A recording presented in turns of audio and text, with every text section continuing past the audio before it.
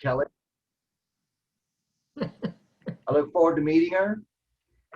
Good afternoon. Thank you for participating in our virtual meeting for the Western Riverside Council of Governments Executive Committee meeting. At this time, I'm going to call the meeting to order. Before we begin, make sure you shut off all your phones, communication devices, to make sure we're not hearing any feedback or causing interruption during the meeting.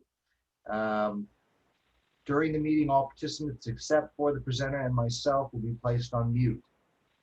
Roll call, Janice, please.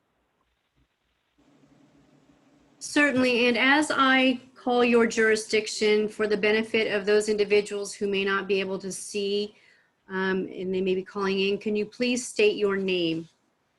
City of Banning. Daniela Andrade. Beaumont. Copying and pasting that into. Calamasa. Out of the executive. Jeff Cervantes here. Canyon Lake. Corona. Jason Scott here. Eastvale. Brandon Plott, City of Eastville here. Hemet.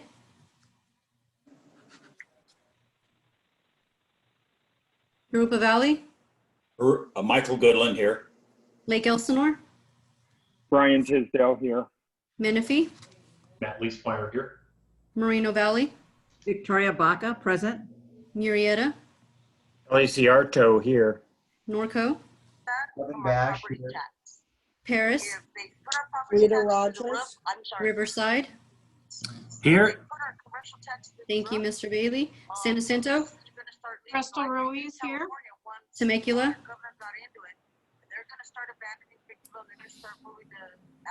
I've seen Marianne Edwards. Wildemar. I'm here. Temecula's here, Marianne. Thank you, ma'am. Here too. Thank you, sir. County of Riverside, District 1. District 2.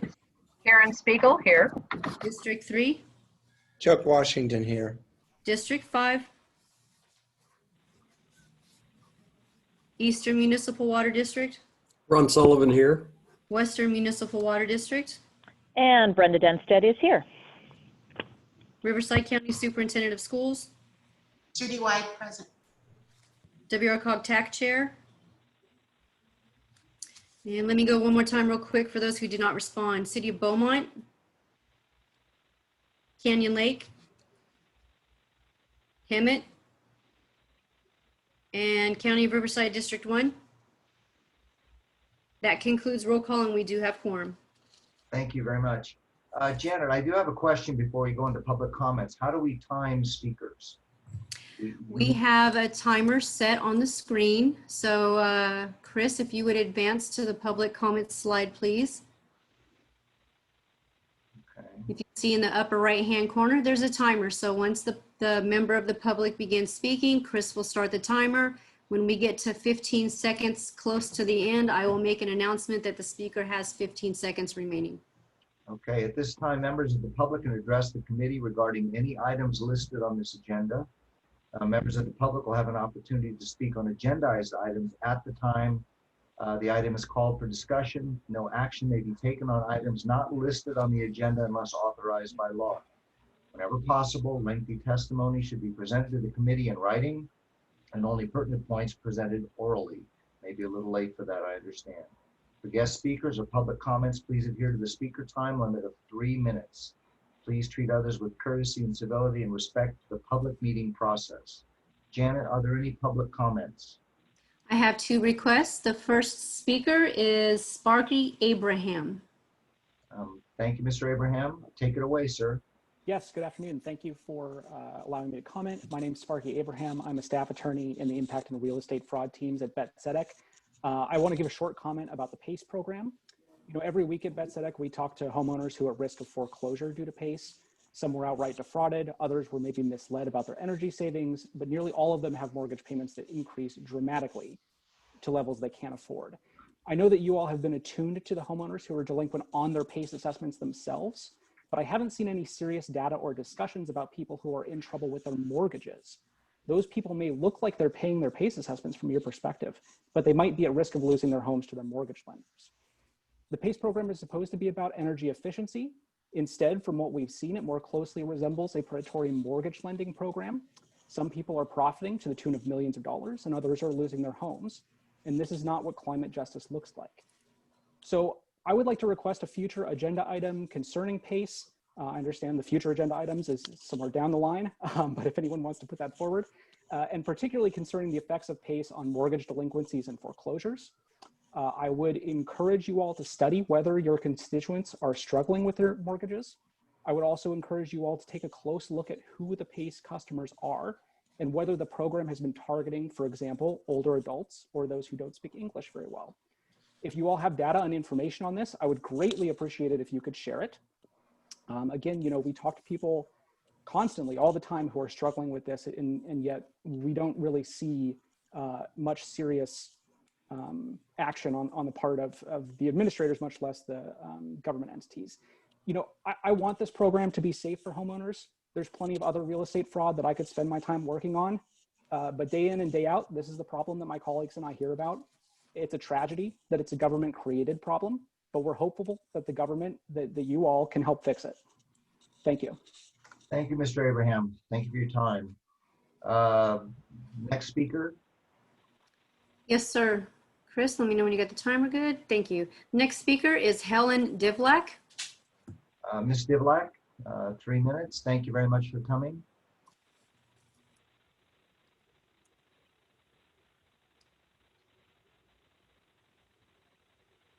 Ms. Divlak, are you on the phone?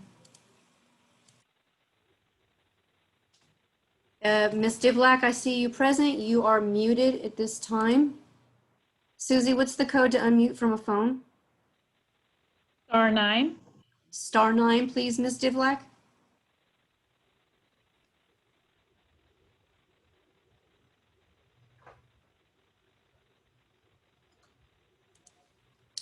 Ms. Divlak, we cannot hear you. If you would please press *9 on your phone. Janice, I think it's *6. If you could try *6, please.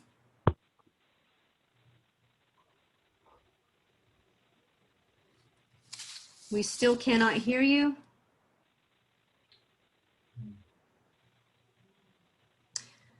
Mr. Chair, I have another request to speak. Shall we move on to that item or to that person?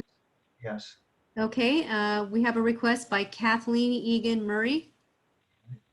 Ms. Egan Murray, welcome.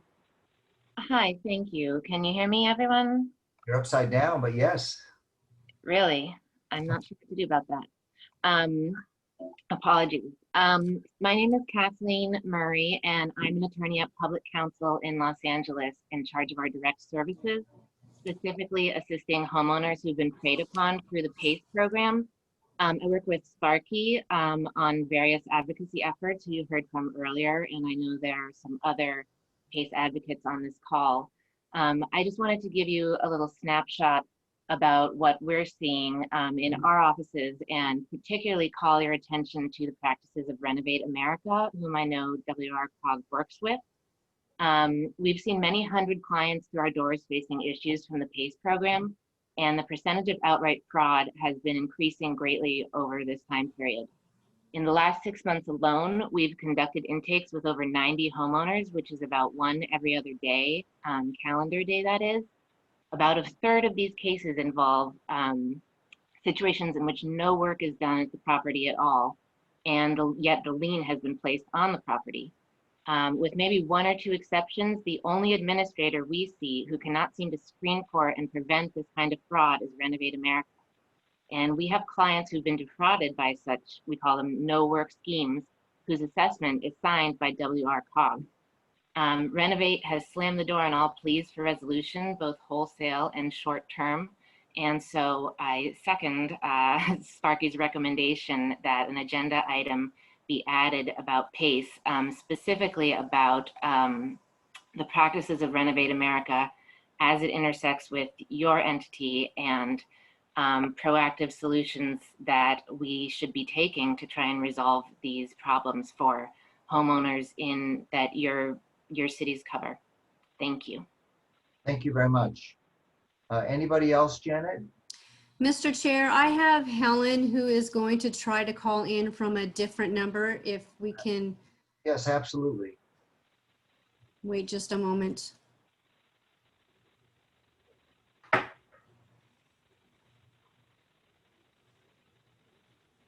Janice, is that the 760 number? Yes, it is.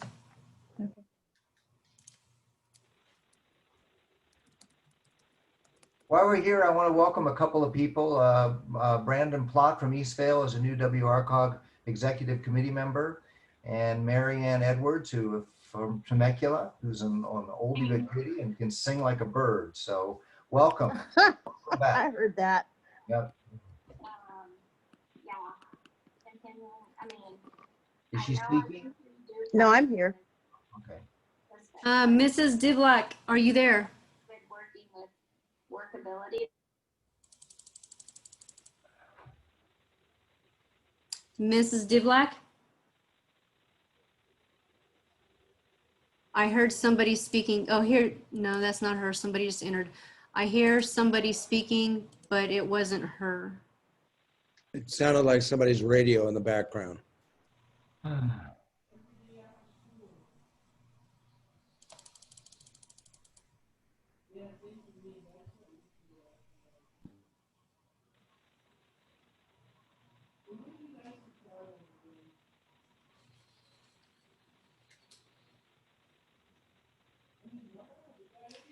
Susie, she's going to be calling in from a different number, actually.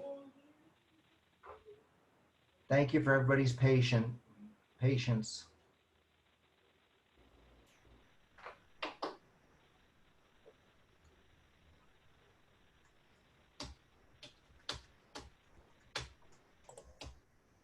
Did we have any other public comments while we're waiting?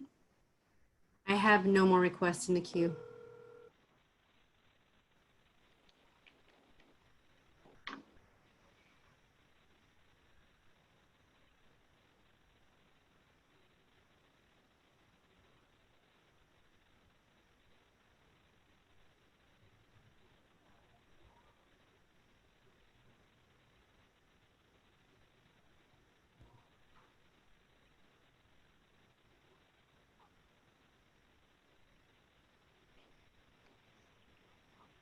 Here she comes now, sir. Hi, this is Helen. Hi, how are you? Welcome. I am sorry about that. I'm not technology savvy.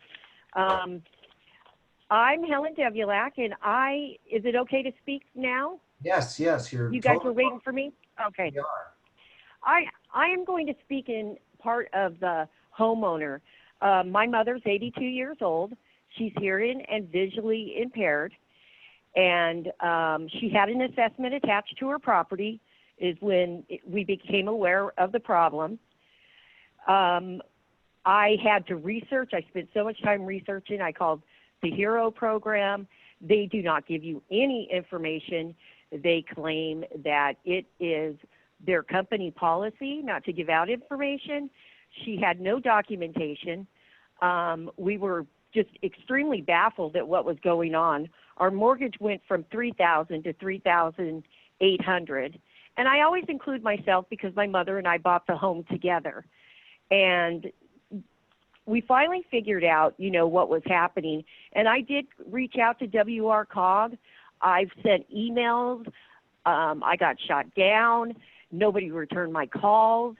HERO returned my calls, but they wouldn't answer any questions.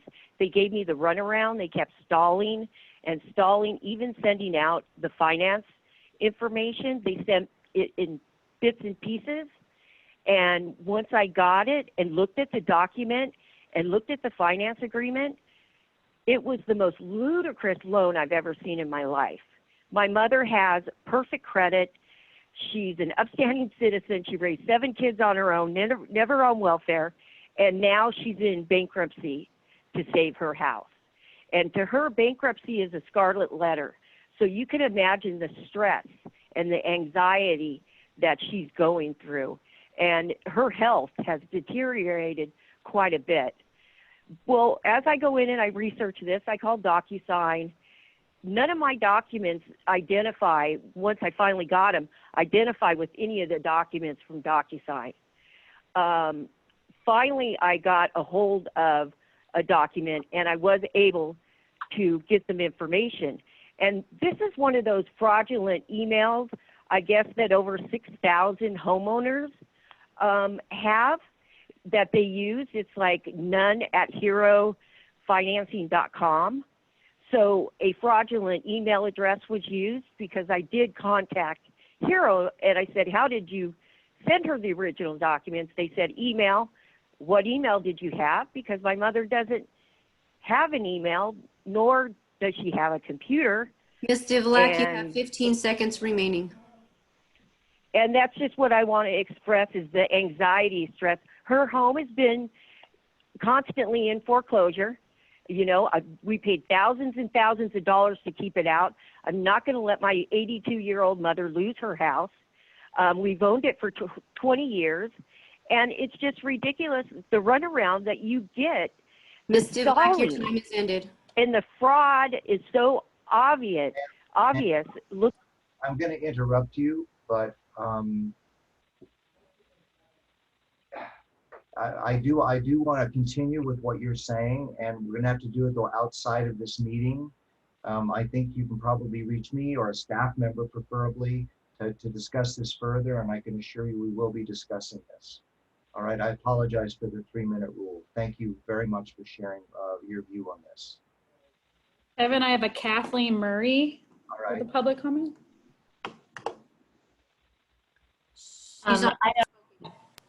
Sorry, I had an opportunity to speak already. Thank you. Thank you. Anyone else? I have no further requests. All right, I'm going to close public comments. Rick, I do have a question. In the case of, we really haven't had this before. In this kind of case, how do we facilitate maybe getting some answers or some sort of a response? Yeah, well, thank you. I think that our staff have had a number of conversations or email exchanges with Ms. Divlak, and we'd be happy to set up meetings and follow up with the folks that have provided comment. And we'll gather their comments and we'll bring them to you and determine a path forward. All right, thank you very much, Rick.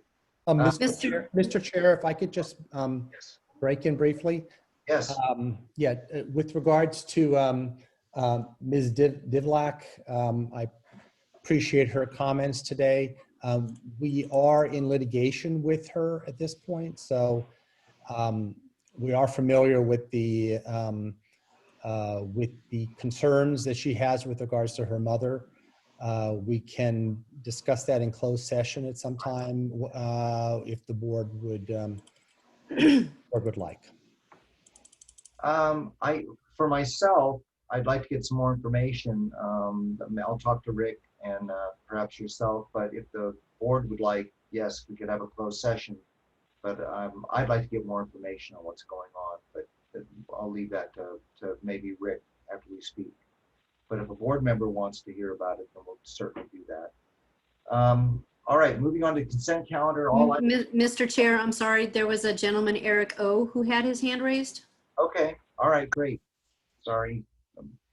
Oh, no, Mr. DeBon has already answered that. I was just going to offer, I'm with Inland County's Legal Services. I'm an attorney, and we do work with Mr. DeBon and Casey Daly at WRCOG pretty closely. And so if Ms. Divlak was requesting some more assistance, we can certainly do so, since we are representing most of the PACE and HERO cases in the Riverside and San Bernardino counties under the Riverside DA's Cypre Award.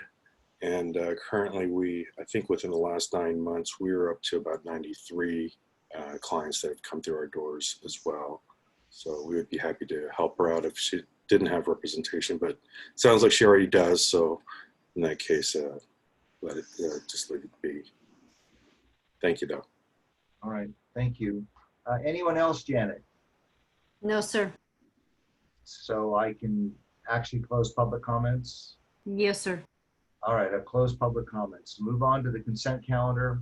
All items listed under the consent calendar are considered to be routine and may be enacted by one motion.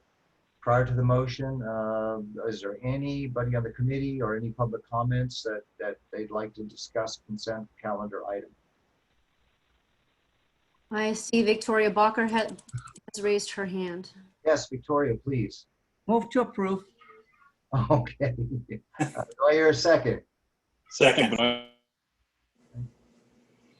All right, can we have a roll call, please, Janet? City of Banning, Yes. Beaumont, Calamasa, Yes. Canyon Lake, Corona, Yes. Eastvale, Yes. Hemet, Europa Valley, Yes. Lake Elsinore, Yes. Menifee, Yes. Moreno Valley, Yes. Murrieta, Yes. Norco, Yes. Paris, Yes. Riverside, Yes. San Jacinto, Yes. Temecula, Yes. Wildemar, Yes. County of Riverside, District 1, District 2, Yes. District 3, Yes. District 5, Yes. Eastern Municipal Water District, Yes. Western Municipal Water District. Yes. That concludes roll call, and it passes unanimously. Thank you, Janet. Moving on to 5A, report from League of State. Aaron Sassy. Good afternoon, everyone. Nice to see all of you. Hi, Aaron. I have a brief update. Obviously, it's the end of session. It's a very weird legislative year, as I know I've said before. A lot of politics, a lot of missed hearings, shortened hearings. So we ended up with not very many bills that we're actually hoping to have signed and vetoed. I do just want to highlight a couple for you. Some of the ones we want vetoed, and it's not too late to send letters in. One is SB 1159 by Hill. Basically, this codifies the governor's executive order that he passed a few months ago relating to workers' compensation. It was better out of all of the workers' comp packages that were in the legislature, but it's still pretty burdensome. It requires a reputable presumption that all public safety and healthcare workers would have contracted COVID-19 from their employment.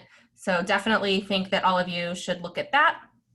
SB 1383 extends paid family leave for an additional 12 weeks. We are asking for a veto on that. It's unlikely that we'll get a veto because the governor has been publicly supportive of this, but you should still definitely send your letters in.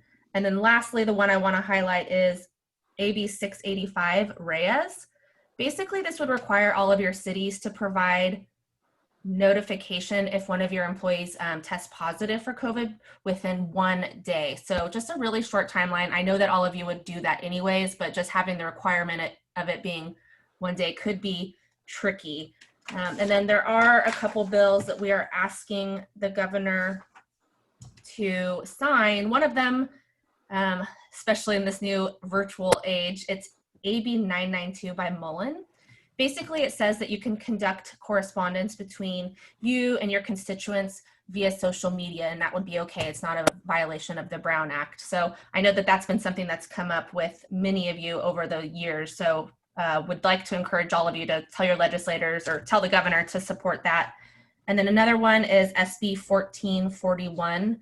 It extends your ability to collect the utility user taxes until 2026. So this is already something that you've been able to do, but it extended the sunset. So helps keep some money in the city's coffers. So definitely good. A lot of the housing bills really just tuckered out at the end. Like I said, there was a lot of politics.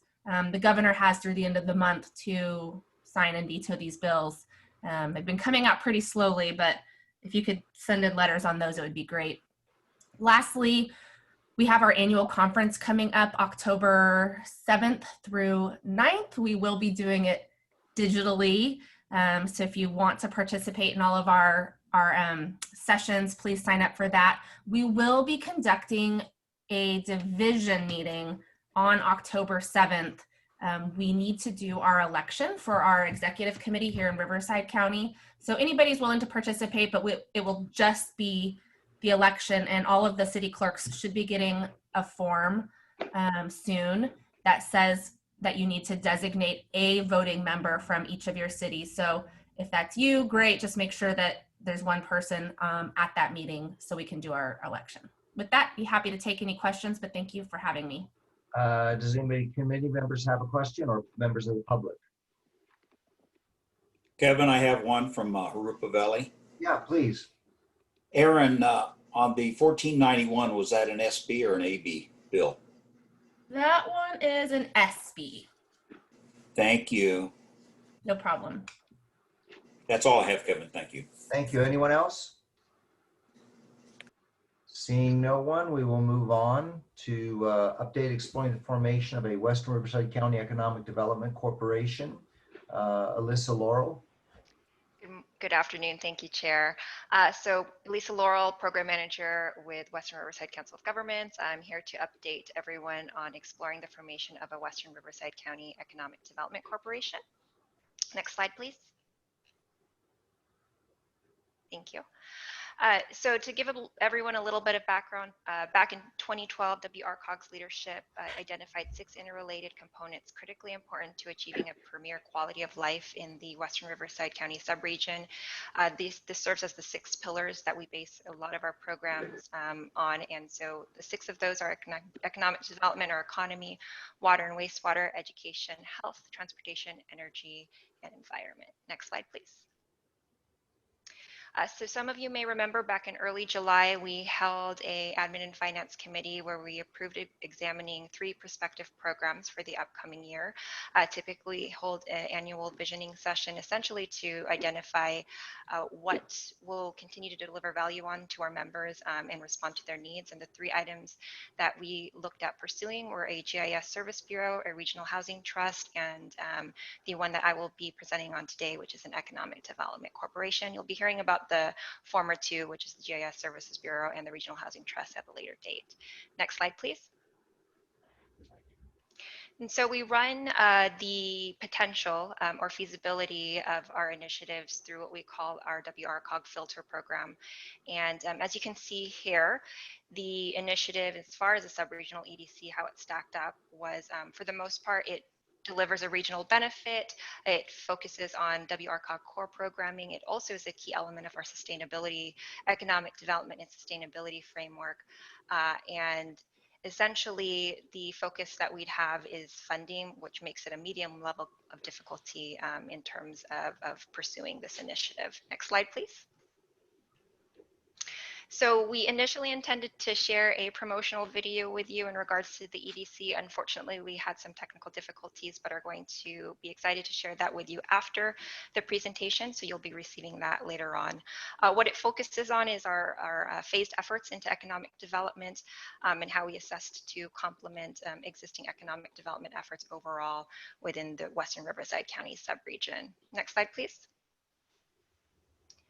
So as far as efforts that we have undertaken since the July meeting, we have been conducting discovery and due diligence in 2 phases. The first phase, which is focused on existing stakeholders and influencers throughout the region. We interviewed 30+ stakeholders and best practices throughout the subregion.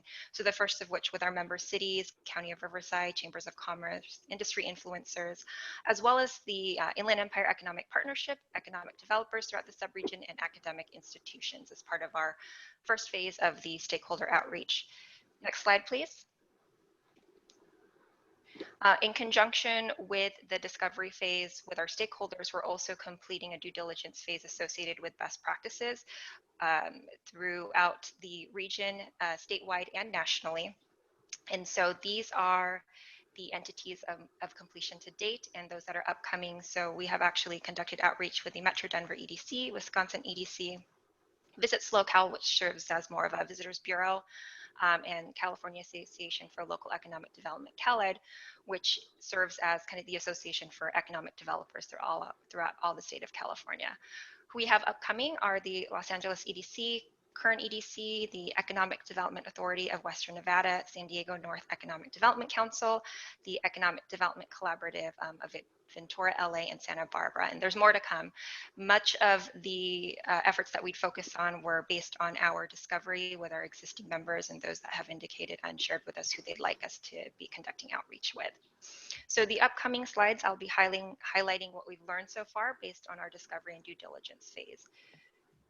So as far as best practice outreach with EDCs throughout the nation, and in general, a common theme that we found was number one, and I'm highlighting the top three. Number one is operating as a region first is paramount to success. A strong example of this is actually the Metro Denver EDC who we interviewed. They comprise of 70 cities, counties, and economic development agencies in the 9-county Metro Denver area and Northern Colorado area, and uniquely operate under a code of ethics.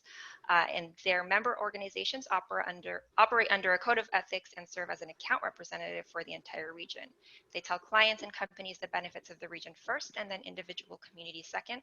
And so no matter who you contact in the Metro Denver EDC area, the entire region is within your reach. I will say as an economic development practitioner, that is kind of the first line that most site selectors and companies look at is the communication efforts. They hate to go back and forth to each respective community. It serves as a great best practice to have an umbrella entity that helps to facilitate any of their needs and serves as an ombudsman to what they might have questions in regards to when they're looking to site an operation. Next slide, please. Second best practice that we found was successful EDCs provide a full suite of services to businesses, from business attraction, retention, and expansion efforts. They serve as a one-stop shop for businesses and provide clarity with when a business looks to locate within the area. They bring together all respective stakeholders that have programs and or incentives that are relevant in providing value to companies' operations and that help to influence the decision-making process. They're also funded appropriately to provide operational success. Next slide, please. And then the third one, probably one of the most important, is just branding is key. What we've also heard is the WRCOG subregion is just a really good appropriate size to form a EDC. And then we want to also focus on regional branding identity. That's number one. A focus on the future and a recognition that there is a need to diversify the regional jobs and economic base is also a key theme that we heard throughout our conversations. Recognition also that we are stronger together than apart was really, really big and resonated, and having the courage to do something different and recognize that telling your story is regional, not a singular approach. Next slide, please.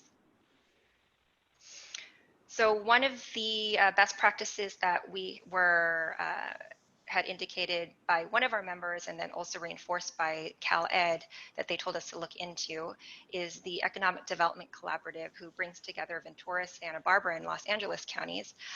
They began as a private nonprofit that was founded in 1996 with initial funding from the County of Ventura and 10 cities in the county, and key private sector companies helped to seed its funding for their efforts. So over the years, they've actually been able to assist 9,000 plus businesses, 41,000 plus jobs have been created, supported through their efforts, and then attract 15 million in venture capital. Next slide, please. In addition to that, the Economic Development Collaborative focuses on offering a full suite of services through 4 core functions, which consist of being a regional convener, collaborator, and strategist on economic development initiatives, retention and growth or existing businesses, focusing on retention and growth for existing businesses through business advising, training, and lending. They do this through a lot of their SBDC programming as well. Business attraction by promoting the region's assets, coordinating with cities and other stakeholders for effective response to new business opportunities, and then entrepreneurship by networking resources and supporting startup enterprises. Next slide, please. So the common themes that we heard overall were, and this was strongly reiterated throughout the discovery thus far, was that the regions were able to speak with one voice. Leaders recognized the importance of creating a regional brand. A win for one was a win for all. They began efforts actually during times of downturn, and they recognized that the economy needed to diversify and its jobs and economic base needed to also diversify. The formation also began after a strategic regional study that served as a roadmap to success. We also discovered that public sector helped to lead the efforts with private industry at the table. We've heard, certainly private industry needs to help lead efforts, but public sector, we found so far in our discovery, have been at the table as well, and if in any part, mostly leading the efforts and leading the charge with private industry at the table in advisory. And then EDCs overall help to enhance, complement, and strengthen city, county, chamber, and localized economic development efforts under one cohesive brand was the biggest thing that we've learned. I want to be very clear on what a sub-regional EDC would not do. They would not replace existing business activity efforts associated with the chambers of commerce throughout the sub-region. They would not replace existing city economic development efforts, and they would not replace existing county economic development efforts.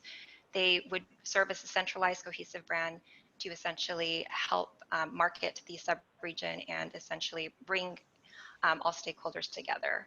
Next slide, please.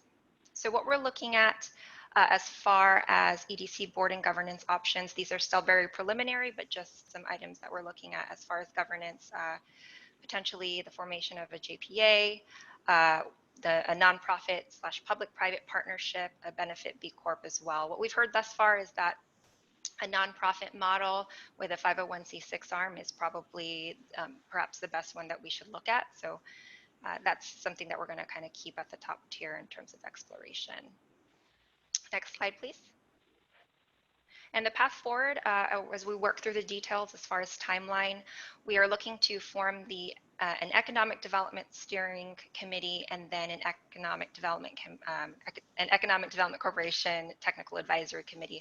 They're going to work in conjunction with one another. The biggest difference will be the Economic Development Technical Advisory Committee will consist of practitioners, economic developers who will be advising the Economic Development Corporation Steering Committee. And then we have our timeline outlined here. We plan to meet on a monthly basis and revisit timing commitment based on the status of EDC formation by April of 2021. So I wanted to also address the timeline as far as the work plan, and we actually presented to our technical advisory committee, to our city managers, and the original timeline, they had indicated there was a lot of interest in actually pushing the timeline back. So this is a reflection of that. So the launch potentially would be, once we identify the funding plan, would be around April 30th, end of April 2021. And these are based on the comments during TAC committee. Next slide, please. And so our initial call to action essentially is that SCAG is making a $1.6 million available to WRCOG for programs that can increase production of housing. Staff desires for SCAG to approve using some of this funding for the EDC. The reason for this is because there's a jobs and housing imbalance in the Western Riverside County subregion and the inland region overall, particularly in the Western Riverside County subregion. More than 200,000 residential units are entitled in the subregion, but are not being built because developer performers aren't right. They're basically not penciling out. Part of the issue is that median incomes in the subregion are actively falling. An EDC would help bring in higher paying jobs to the subregion, raising incomes and increasing opportunities for home purchasing, and this could hopefully unleash the backlog of unbuilt homes. I also want to mention that the growth of jobs, especially in high-paying jobs, has actually been lagging since 2012, and 2/3 of our residents currently commute outside of our subregion for work. So economic development plays a key factor when we think about driving housing policy and affordability in general. So staff will be seeking funding through SCAG as part of our efforts related to the EDC as well. Next slide, please. I wanted to end with a final thought, and this is actually a recent quote and publication from Area Development Magazine in the third quarter of 2020. Area Development Magazine serves as kind of the leading publication for site selectors, corporate real estate executives, and companies. And the thing that they cited was communities best positioned to win site selection projects for the foreseeable future will be the ones that are both deeply regional and highly accessible globally. So we want to position Western Riverside County for the future. An EDC model is one of those areas that we're looking to do so. So with that, I'll be happy to take any questions. Thank you. We have a question, a hand raised from Supervisor Spiegel. Yes. My first question is, have you sat with any of the economic development departments, whether the county or any of the cities, had a discussion over some of this?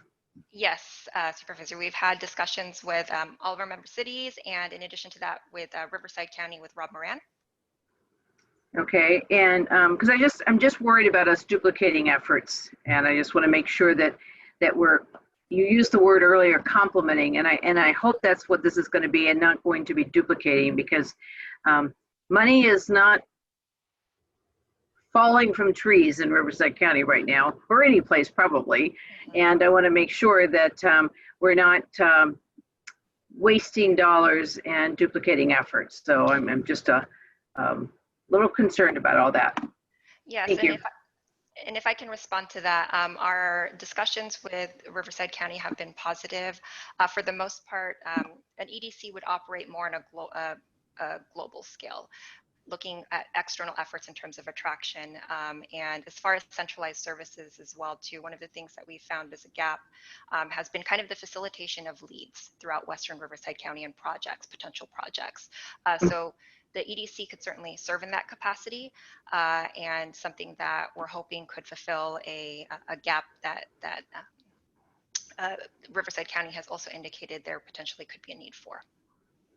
Thank you. Matt, is your hand raised? Matt, is your hand raised? Go It's ahead. ready. Yes, thanks. Hi, Matt. Thanks, Kevin. Yeah, just question you. You mentioned that you have you're planning on having a TAC and steering committee and stakeholder group by October. How are you doing that? What's the cross section of the stakeholders? So the hope would be that by October we can call to action or have the executive committee take action on the formation of an economic development corporation steering committee, and then also take action on the formation of a economic development corporation TAC committee. The intent would be to hopefully have each of the respective cities have someone designated, potentially an economic developer or a planning director, whichever they have available, to meet on a monthly basis to help advise on that area. We'd be presenting best practices and what we've seen so far in terms of both governance and operational activities that we will present to the TAC committee. And then in addition to that, they will be helping to inform the work program that we should be pursuing as far as programs and operations that would be most beneficial for each of the respective communities. And then the Economic Development Steering Committee or Executive Steering Committee would essentially, by advisement, would determine what to move forward on. And the stakeholders? Oh, the stakeholders is part of our discovery outreach. So we are basically conducting stakeholder outreach. We conducted it with our cities and some stakeholders throughout the county and regional stakeholders overall, like IEP, for example. So each city is kind of provided potential members of that stakeholder group. I mean, every city's got different needs. We all have different people that are active in our communities. So you're kind of picking from those people? Yes. There's been a response that they'd be happy to provide some sort of designation. So Matt, this is Chris Gray. Basically, every time we talk to someone, people give us other people to talk to. So, for example, we talked to some folks from one of the chambers, and they said, well, you should really talk to another chamber. So we talked to another chamber. So in addition, Elisa, I think we've talked to maybe between a half dozen or so of the major chambers as well. So we would anticipate the stakeholder group as a cross section of some of the major employers, some of the chambers, a couple of the regional groups that represent businesses as well. We haven't picked the final stakeholder list, but we're going to spend the rest of this month figuring out who those stakeholders are. Okay, thank you. And thank you, Lisa. I see no other hands up. Does anyone else have something they'd like to ask or comment? All right, well, thank you very much, Ms. Laurel. We appreciate the comments and the very, very good update. Thank you. Moving on, I think you're up again. Future Forward Webinar Series Activities Update. Yes, thank you. Me again. 2 in a row. I'm not up after this, so in case you guys are sick of me. So real quick, I wanted to provide a brief update on our Future Forward series broadcast. Some of you may have participated in already. I know our chair, Kevin, has participated in the last one and was really great on it. Our virtual broadcast focuses on innovating through disruption. It's a webinar series that launched back in April of 2020, and it's streamed on a monthly basis on the last Thursday of every month from 9 to 10 a.m. And I should share with you the reason why we came up with the Future Forward broadcast was during the COVID-19 climate. We still wanted to find a way to connect with our members and provide value-added content that was relevant and timely during disruption. So that's what it was born out of, and it's been quite successful. Next slide, please. some general highlights of the series overall. Since its launch back in April, we've already featured some pretty prominent speakers from the Milken Institute, Working Nation, University of Redlands, Riverside Community College District, Fair and Peers, BBK Lab Holdings, LLC, the Illinois Community Foundation, the WRCOG, and Pepperdine University, and there will be more to come. Next slide, please.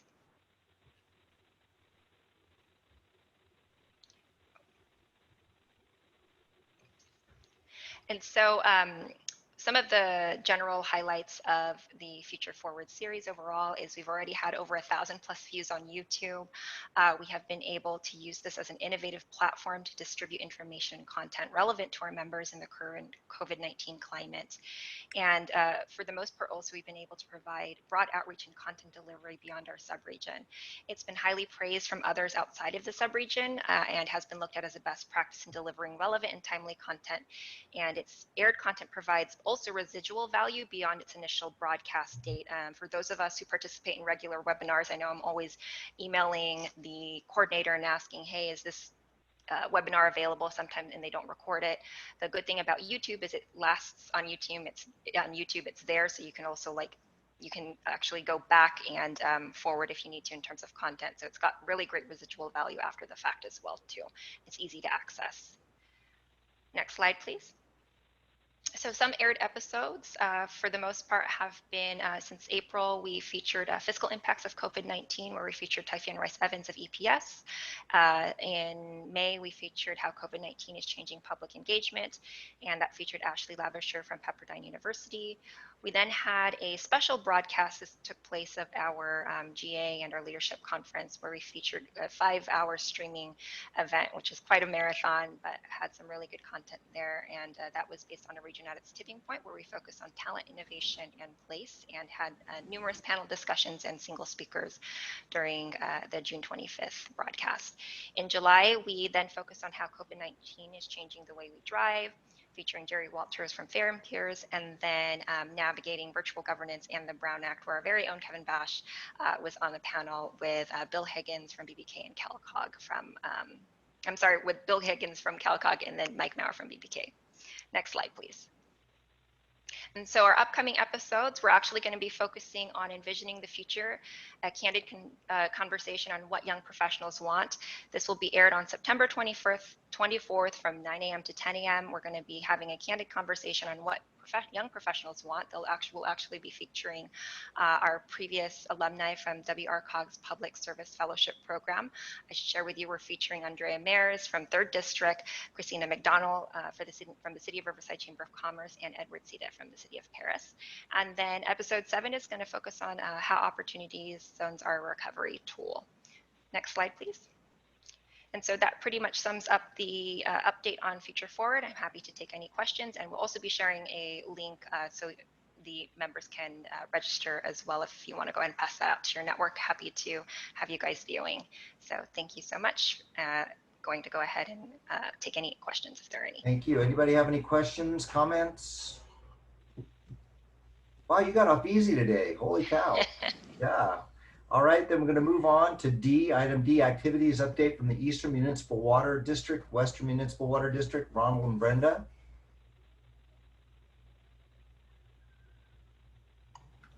Hello? Who goes Good first? afternoon. We have a couple of presenters. I understand that Paul Jones from Eastern and Tim Barr from Western will be doing a presentation and giving you an update on PFAS so that everybody understands the challenges that are faced with the water agencies in today's environment and what that actually means for folks like you at the cities and what of all of our residents and the regulations and challenges that we have. Thank you, Director Denstead. This is Paul Jones. I'm General Manager, Eastern Municipal Water District. If you could advance the slide, please. To the next slide.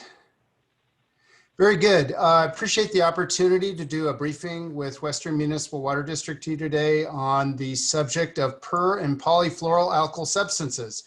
So we want to start with a very quick overview of the water agencies. What are per and polyfluoroalkyl substances, commonly known as PFAS? Background on the regulatory process, how it's affecting us, a little bit on state and federal legislation and how we're responding to that. Next slide, please. Next slide. There you go. So start out a little bit of background at Eastern Municipal Water District. We established in 1950. We are water, wastewater, recycled water, wholesale and retail. We're about the 6th largest public utility in the state and cover about 555 square miles. Very high growth area. As many of you know, in our service area, last year we added about 6,300 water and sewer connections. So we have a very large capital program to expand our water supplies and services. We serve 7 cities in the region, including Hemet, San Jacinto, Menifee, Paris, Temecula, Murrieta, and Moreno Valley. We're very pleased with our partnership with those cities and appreciate that opportunity. And overall, we serve about 839,000 residents and have about 600 employees to provide those services. Last year, we served about 132,000 acre feet of water. To put that in perspective, that's about 43 billion gallons of water, and have a very diverse water supply portfolio to support growth in the service area, including the region's largest water recycling program that serves about 1/3 of our demands with repurified water for domestic irrigation, habitat enhancement, and about 10,000 acres of domestic or production agriculture. Our WRCOG representative is Ron Sullivan. And again, we're pleased to be part of the organization. And with that, I'm going to turn it over to Tim Barr at Western Municipal Water District. He'll go through kind of some background on PFAS, and then I'll come back at the end with an overview of the water agency's response. Tim? Thank you, Paul, and thank you, WRCOG, for this opportunity to present you today. I'm Tim Barr. I'm the Deputy General Manager of Western Municipal Water District. Western was formed more than 65 years ago to bring supplemental imported water to the areas of Riverside, Corona, and Elsinore. Over time, we've grown our services into roughly 530 square miles of Western Riverside County. Western provides retail water service to portions of the city of Riverside and Murrieta, as well as portions of unincorporated Riverside County. Western provides wholesale water to the cities of Corona and Norco, to the retail agencies of Rancho California Water District, Temescal Valley Water District, Elsinore Valley Municipal Water District, as well as mutual water companies such as Box Springs and Eagle Valley. There are also water agencies within the service territory that are currently flush with groundwater, but growth in the region and other groundwater limitations and challenges will require them to purchase supplemental imported water in the future. Western is here to serve. Western is governed by a 5-member board of directors with Director Denstedt serving as our WRCOG representative. The total demand for water in the service territory is roughly 80 billion gallons per year, of which Western meets roughly 35% or 28 billion gallons of these demands with imported water purchased from the Metropolitan Water District of Southern California. The vast majority of water supplied by local agencies to residents and businesses in the service area is local groundwater. As such, this topic is incredibly important. Next slide, please. So let's get to the topic of the day, PFAS substances. In today's presentation, Paul and I intend to shed light on the following questions. What are these initials on this slide? Why are they of such concern to water providers? Why should this topic be of concern to you, the leaders of our communities? How are water agencies, including Eastern and Western, responding to regulations and potential legislation? PFAS, or polyfluoroalkyl substances, are man-made water repellent chemicals. There are roughly 4,500 variations of these substances called forever chemicals because they do not break down easily and can bioaccumulate or build up over time. The most discussed recently, although their production in the US has voluntarily ceased, are PFOA, or polyfluorooctanoic acid, say that 5 times fast, and PFAS, or perfluorooctane sulfonic acid. Next slide, please. You will recognize many of these images on this slide. These are places PFAS substances are used: fabric protectants, cookware, food packaging and wrappers, and firefighting foam. Next slide, please. The production and our use of these substances, as well as their forever properties, have resulted in environmental and human exposure. We consume them in the foods we eat as the packaging transfers these substances. Our children play on carpets protected with them, and they leach from industrial sites and landfills. We know that at high concentrations, these substances are dangerous.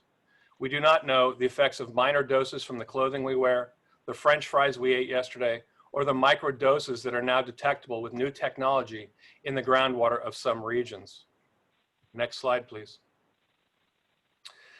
Now, to truly get your attention, I will provide a brief background on regulation and regulatory efforts. Here's where it gets exciting, confusing, and concerning.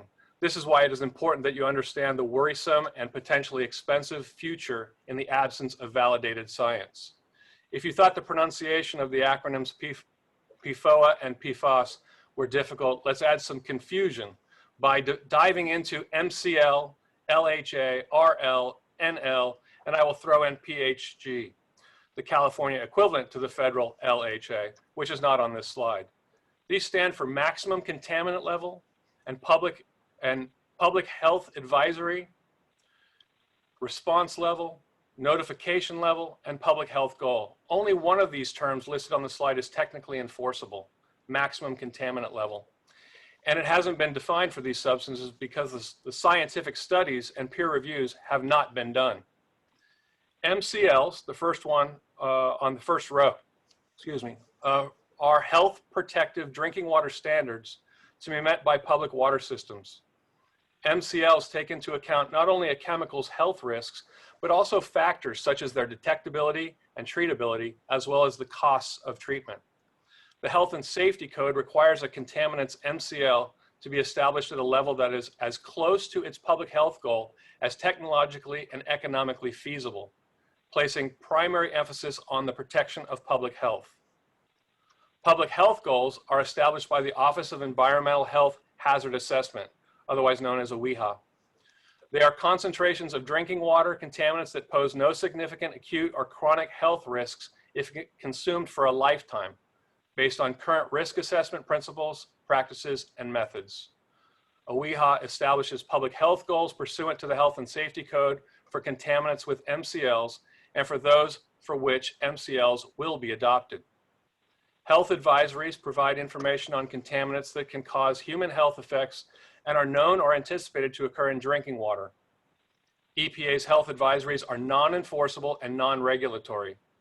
Health advisories provide technical information to the state's agencies and other public health officials on the health effects, analytical methodologies, and treatment technologies associated with drinking water contamination. Notification levels, on the bottom of the screen, as defined by the State Water Resources Control Board, are non-regulatory, health-based advisory levels established for contaminants in drinking water for which maximum contaminant levels have not been established. A response level is set higher than a notification level and recommends a constituent concentration level at which water systems consider taking a water source out of service or provide treatment if that option is available to them. Beginning in January of 2020, water systems that receive an order from the State Water Resources Control Board and detect levels of PFAS substances that exceed their response level shall take a water source out of use, treat the water delivered, or provide public notification. In reality, these, quote, non-enforceable standards are de facto requirements because no water purveyor wants to tell its customers that it is serving them drinking water that is above these non-enforceable levels. It will seriously degrade the trust people have in us. Next slide, please. The timeline on this slide shows how quickly things have changed in recent months as the detection technology has advanced and outpaced the health sciences research. Remember, there is no maximum contaminant level defined for PFAS because the studies aren't there. The Environmental Protection Agency has set the lifetime health advisory level at 70 parts per trillion. California's notification level is set at 5.1 and 6.5 parts per trillion of PFOA and PFOS respectively, solely because this is the lowest level at which the new technology can detect these substances. The current response level for California water providers is set at 10 and 40 parts per trillion respectively. There is clearly a substantial divide between the EPA's lifetime at health advisory of 70 parts per trillion and our state's single-digit notification level. Next slide, please. So now that you know the background of PFAS substances, can pronounce them, and understand why water agencies are concerned, what exactly is a part per trillion? Again, this is the lowest limit of detection. It is a single drop of water in the equivalent of 20 Olympic-sized swimming pools. That is a single drop of water in more than 13 million gallons. Or to let the magnitude, the total magnitude of trillion set in, and another way of looking at it, it's 1 second in 32,500 years. 1 second in 32,500 years. The state's non-enforceable standards are the result of no peer-reviewed health science studies. Regulators and some legislators are making decisions without solid science or good data. One single non-peer-reviewed rodent study is not good science. Next slide, please. While regulators want to regulate the water agencies that didn't put it in the environment to infinitesimally small levels, consider that baked potato with butter you recently had at dinner, or the carpet that our kids and grandkids are rolling around on. We are all exposed to these substances in so many ways in our lives. We need solid, fact-based science to support decision-making before we pass through expensive drinking water treatment processes onto our water customers. We can remove it from our drinking water, but it is very costly. We need to know that the high cost of treatment is justified by the high health science. Removing these substances from water doesn't take it out of our food packaging and fabrics. Next slide, please. And here I'll pass the presentation back to Paul to conclude. Thank you, Tim. I'll go ahead and conclude. We did want to inform you all of the legislation, both state and federal legislation that came forth this year on per and polyfluoroalkyl substances. One bill that we did support at the state level was AB 2560.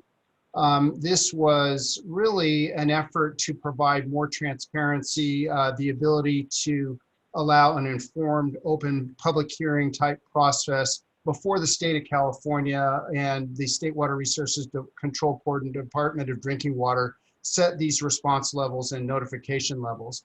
That has not been a process that has allowed a lot of public input. And so this bill, AB 2560, really set forth for future regulation of such contaminants and setting these response levels and notification levels to have a more public process.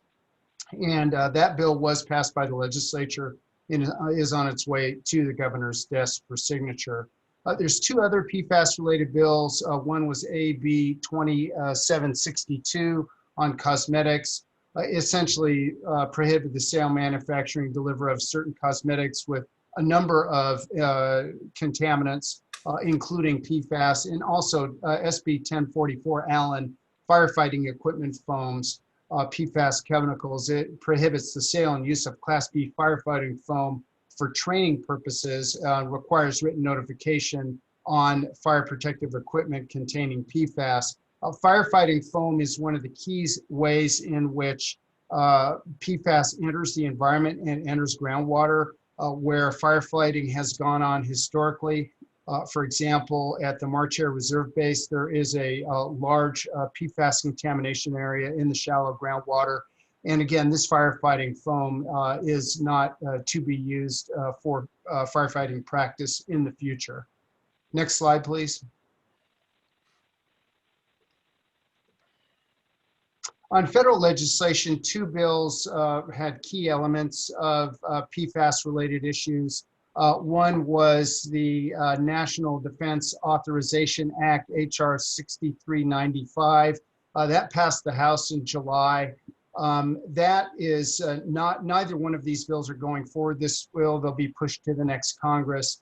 But these did have some interesting and pertinent provisions that we expect to see come up in bills next year. One, the first bill required that the DoD provide more funding to address PFAS issues, particularly in groundwater contamination. And the key provision of this bill is for the Defense Department to remediate PFAS to locally applicable standards. As Tim mentioned, we have a situation where we have a federal standard that is much higher than the local non-enforceable standard.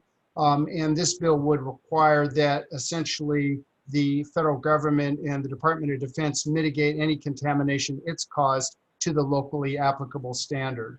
We're very supportive of that provision. Second is the FY 2021 Interior EPA spending bill, HR 7680. This would designate PFAS under CERCLA, which has implications. This is the Superfund related activities. It did provide funding, but we do have concerns with CERCLA because it creates citizen suit issues. It creates chain of liability where if you have trace amounts of this and it passes through, for example, a wastewater plant into our biosolids, and then we dispose of those, that suddenly we're in the chain of liability even though we did not produce the product. So that's something we are concerned about and opposing. Next slide, please. So just to wrap up very quickly, our response to the regulations, and I think first and foremost, is we are fully committed to the protection of public health. That is a bottom line issue for our water agencies. This is the product that we sell to our customers. And I will say on behalf of both Eastern and Western, PFAS is non-detectable in the water that is being served to our customers. So I think that's very important. However, there is PFAS in the groundwater basin in our service area. We are concerned about that. The wells that were affected by that have been taken out of service. And so this is something we continue to watch very closely. I think the key takeaway here is we have a regulatory environment where we have non-enforceable standards that essentially are a de facto standard, because we are not going to serve water that requires notification of the public because it has the slight presence of PFAS. And what we are really eager is to have regulations put in place that are scientifically based, that correlate with health effect studies, that go through that very rigorous public process, and that PFAS is not addressed through a legislative process, that it basically goes through a rigorous regulations and not as standards are not set by legislative vehicles. And so that's something that we're very focused on. And then finally, we're focused on making sure that the producers of those chemicals are clearly in line to provide mitigation. Again, these are fairly ubiquitous in the environment. There are trace amounts of these in the water supply, but if we are required by regulation to remove those, we feel that we need to look to the producers of those contaminants to be able to do that. Anyway, that concludes our presentation. We're happy to answer any questions that you might have. I see no hands raised. Anybody have any questions? I do have one, Kevin. This is Jason Scott, Corona. Yes. My question is, do bottled water companies, are they required to follow all of these similar guidelines, or are they given a bye? You know, that's a good question. Bottled water companies are regulated by the FDA. And so they have certain different requirements than public water systems. So I don't know the standards that they adhere to because I think what you're pointing out is, you know, is there exposure in terms of what's in the bottling process and so forth. But again, I don't know the answer to that question, but because they are regulated under the FDA. Tim, do you know? I was going to say the same thing. They're regulated by a different body, so I'm not sure. Thank you. It's just kind of a curiosity, since people will probably ask us whether they are or are not. So thank you. We will research that information and get you the answer. Any other questions? Eric O has his hand raised, and Kelly Ciardo just raised his hand. Oh, just in response to the previous gentleman's question, the bottled water companies do not have as stringent regulations as the water districts do.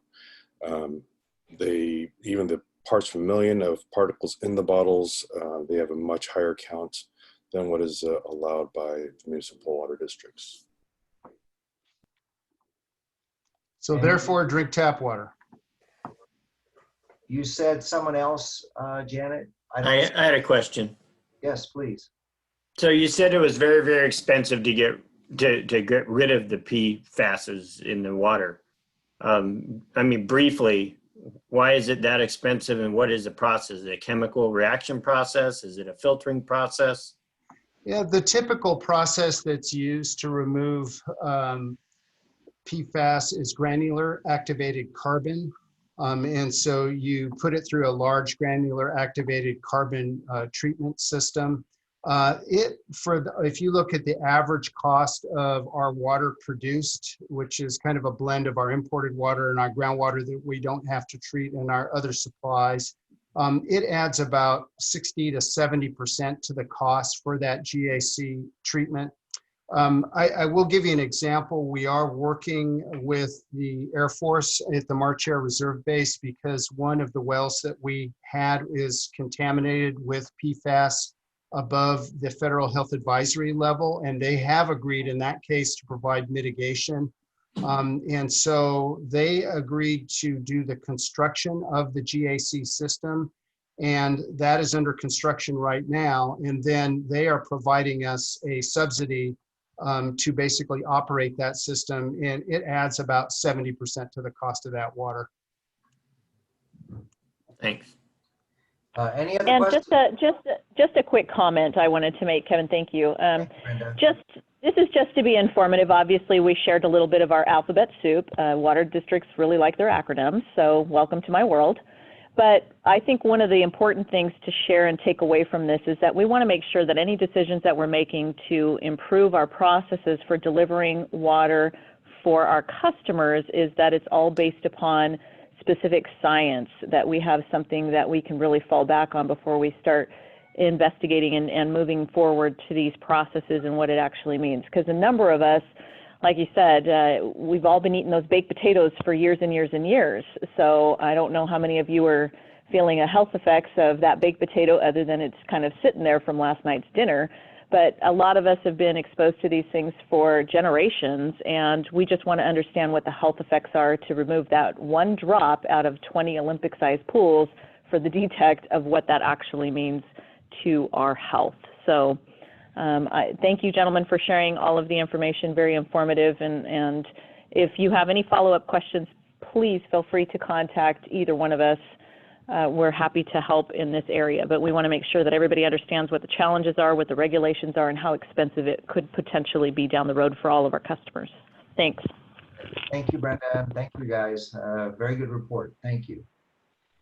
Moving on to 5E, activities update from Riverside County Superintendent of Schools, Dr. Judy White. Welcome, Yes. Judy. Well, thank you so much for having me. And I finally heard a presentation that has more acronyms than mine.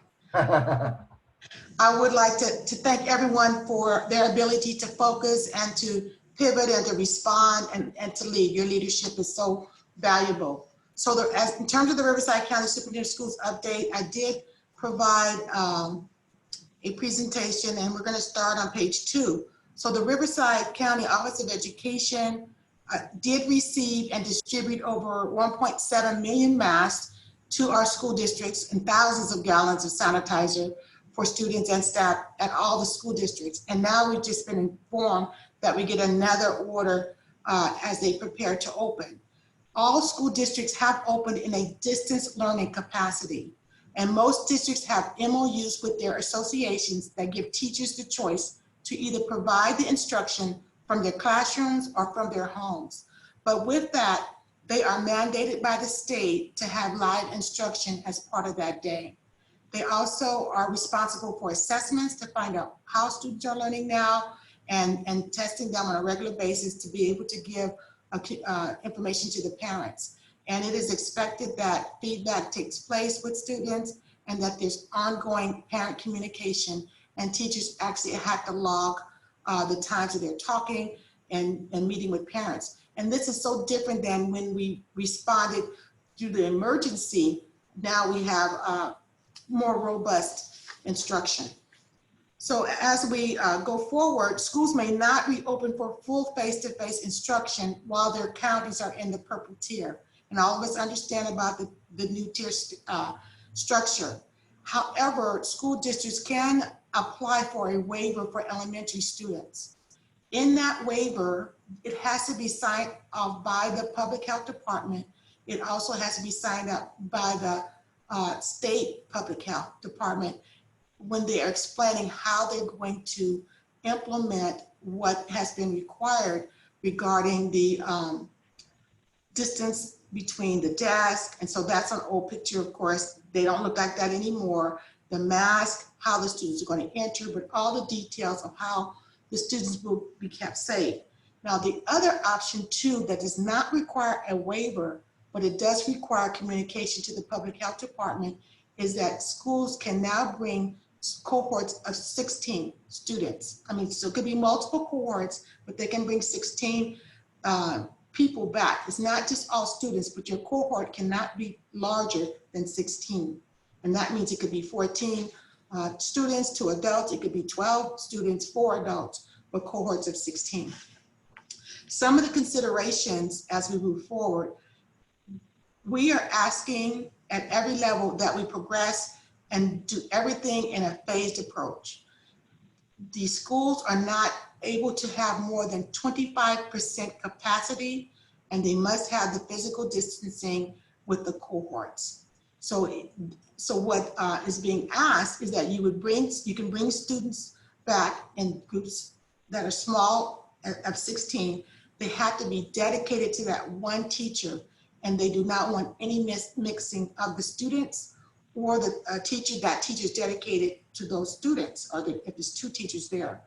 And getting the stability and improving as we go forward, it is required that face shields are being used, that masks are being used, and that draping, because they want it not just to be a mask that comes over this part, but they want it to drape past your chin.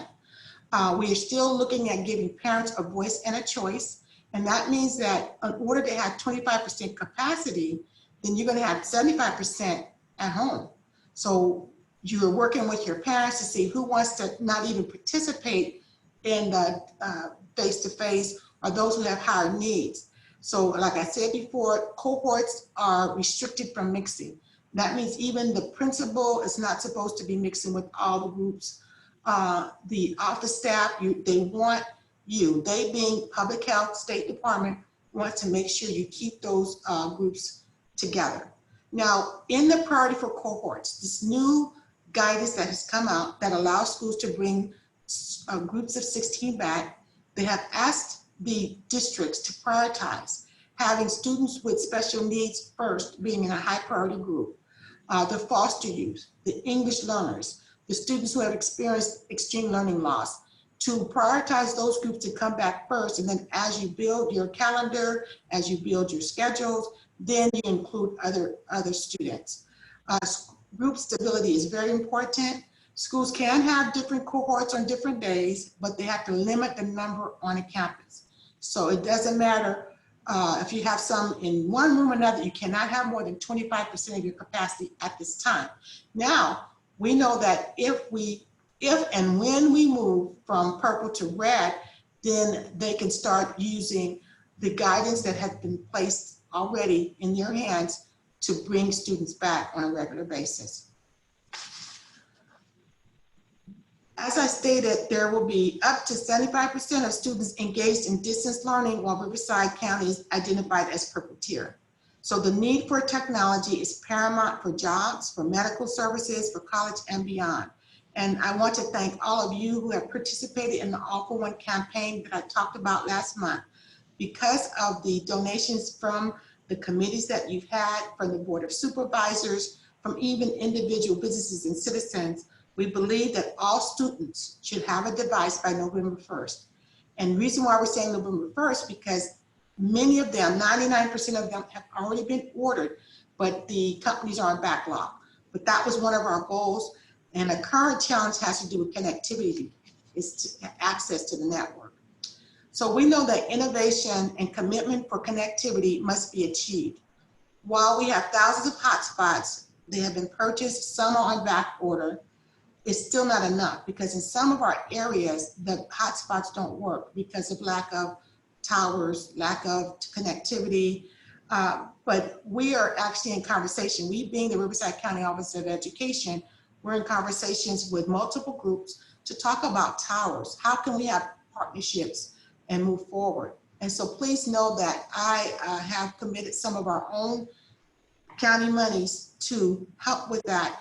And we've written a proposal to the state to see if they would do some matching so that we will be able to at least pilot some towers throughout Riverside County in certain places. What we would need you to be thinking about, because of your positions, is when we identify an area, you might have government land, or you might have a facility that you don't mind putting a tower there if it's going to help serve the students in your area.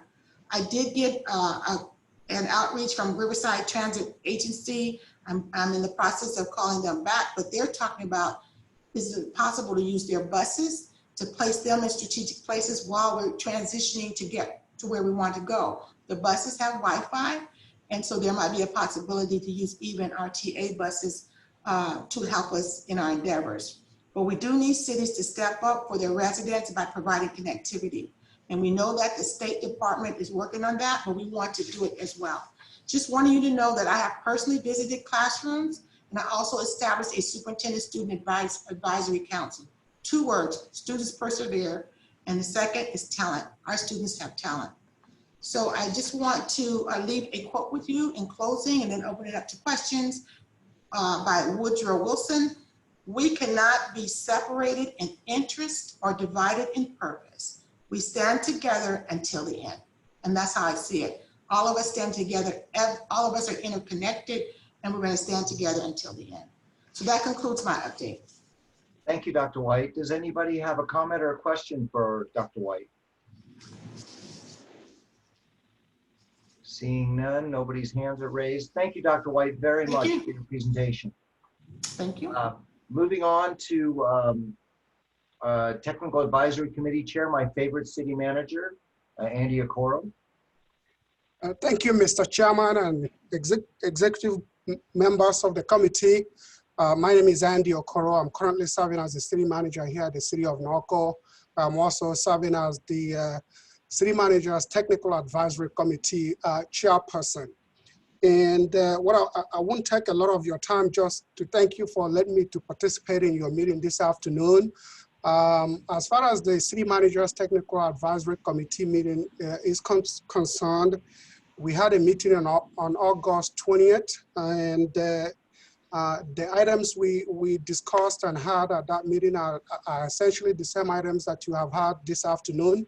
But I do want to circle back on one item that was discussed earlier on, which pertains to the formation of economic development corporation in the sub-region. That issue also was presented to the city managers on August 20th. And just want to point out a couple of points that were raised by the city managers that participated in that discussion. Number one, that we are generally supportive of this idea of creating this economic development corporation.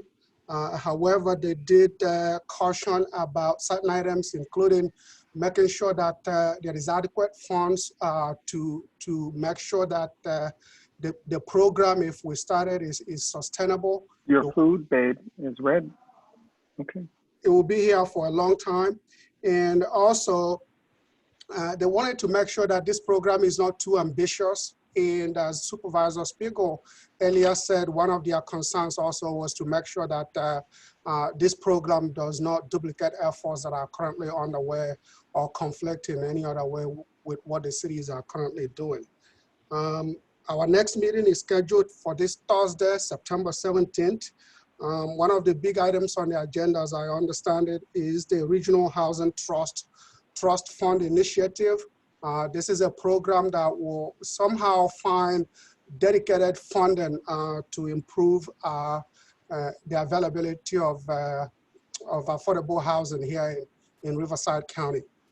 With that, again, our meeting is essentially the same as yours, so I don't have to waste your time talking about the items that you've already discussed today. These are the same items that we discussed our last meeting.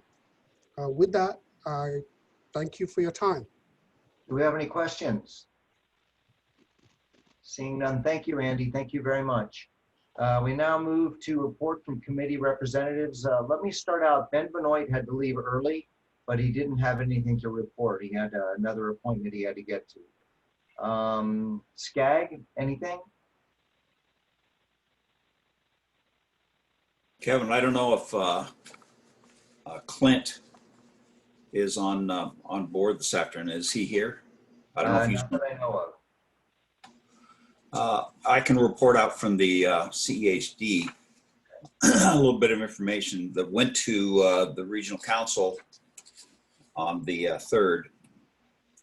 Basically, the regional council voted to adopt the Connect SoCal, which has been a process been going for about 4 years. So I've got a nice long report here. If you have about 2 hours, I can do that. We'll pass on that. Next action item was a regional council approves the sub-regional partnership program for guidelines. So that was an action item. Next item was a regional council's approves the 2021 Sustainable Communities Program guidelines. And then an information item, Lieutenant Governor of California, Alani Kanalaka, addresses the regional council. So she was at the regional council, gave a report out. The news from the president, framework for recovering and reimagining a resilient region 2021 work plan was addressed. And the news from the executive director, SCAG hosts a 2-day virtual workshop in support of local housing element updates. And then SCAG to partner with the MSRC for last mile freight project commercial deployment. And then upcoming events, Labor Day, 15th, 17th, TACVAL, and well, you probably have the list in front of you. Upcoming events for October, we have the first regional council and policy committees. On the 7th of October, Sustainable Communities Program application webinar. On the 15th, the technical working group. On the 20th, Legislative Communications and Membership Committee. On the 21st, Sustainable Communities Program application webinar. And then the 27th is Transportation Conformity Working Group. And that should include everything. That'll finish my report. Thank you, sir. Yes. Brian had nothing to report. He had to get along. Rusty, do you have something from SAPA? No meeting. There's been no meeting since last report. All right, thank you, sir. Sandag, Crystal. Yeah, the thing that we were getting was the more additional information on the Connect SoCal from SCAG, that type of thing. Other than that, there was nothing new.